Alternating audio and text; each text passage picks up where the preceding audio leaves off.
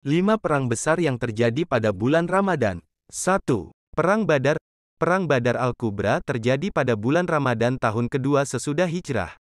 Umat Islam berhasil memenangi perang ini. Dalam sejarah, inilah kemenangan agung pertama pejuang-pejuang Islam menentang kemusyrikan dan kebatilan.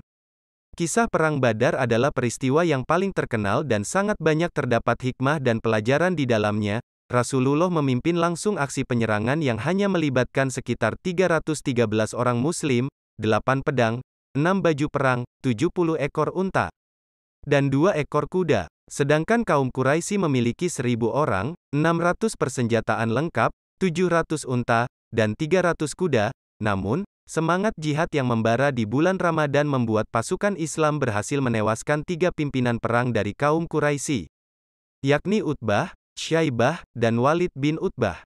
2. Perang Handak. Perang Handak dikenal juga sebagai Pertempuran Al-Ahzab atau Pertempuran Konfederasi. Perang yang terjadi pada tahun 5 Hijriah merupakan perang yang dilakukan dengan taktik membuat parit untuk melindungi Madinah.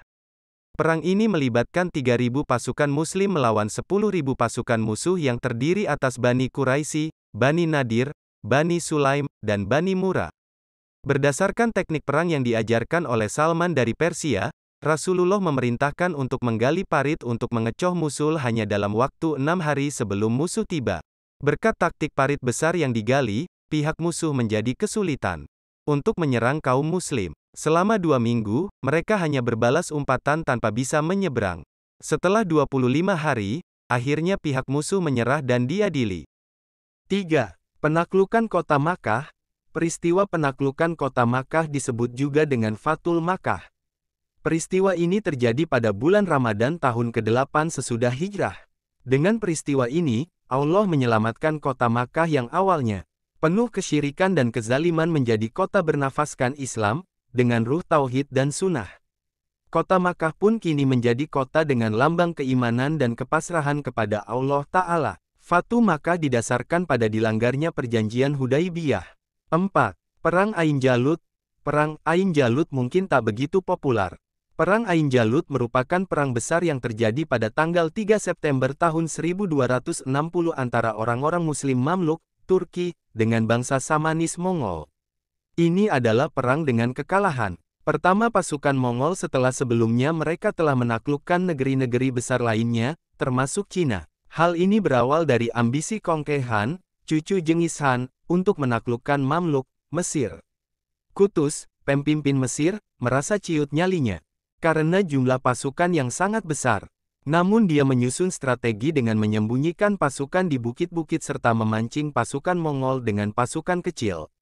5. Perang Tabuk. Perang Tabuk sebenarnya dimulai pada bulan Rajab ke-9 Hijriah.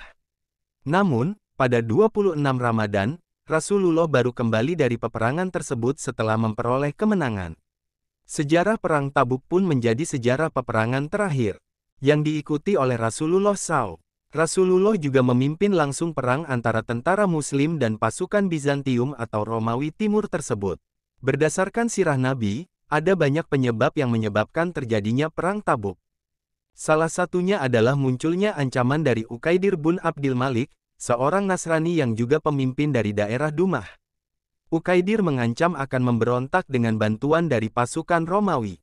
Namun, oleh Nabi, ancaman ini mampu dibendung dan dipadamkan. Sahabat Khalid bin Walid pun menjadi panglima dalam perang ini.